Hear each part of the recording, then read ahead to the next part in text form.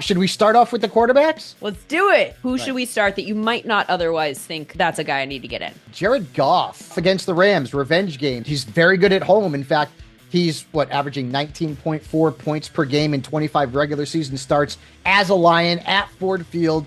The Rams gave up the 9th most points to home quarterbacks last season. So Jared Goff in a revenge game. And by the way, Matt Stafford, maybe not a bad play either in what could be a high-scoring affair. Also a very good play.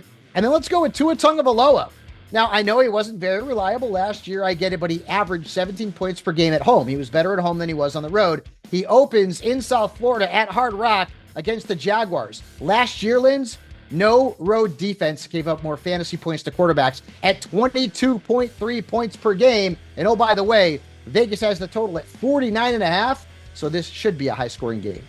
High-scoring game. Did you know that Jared Goff is playing 14 of 17 games in the Dome? Ooh, I'm just kidding. You, of course, heard that. That's like the stat of the season that everyone's going to say way too much. Where are we sitting? Let's start off with Justin Herbert. I want to see what this offense looks like, to be quite honest with you. He goes from an offense that's going to throw the ball a lot to one under Greg Roman that is very run-based, and so that's a problem. He's playing the Raiders. They actually allowed an average of 14.6 points per game to quarterbacks last year. So that was kind of tough. The over-under is 41.5, so Vegas is not expecting a ton of points. So I'm going to fade Herbert, and I'm going to fade Captain Kirk Cousins against the Pittsburgh Steelers. He's playing his first game since tearing his Achilles midway through last year.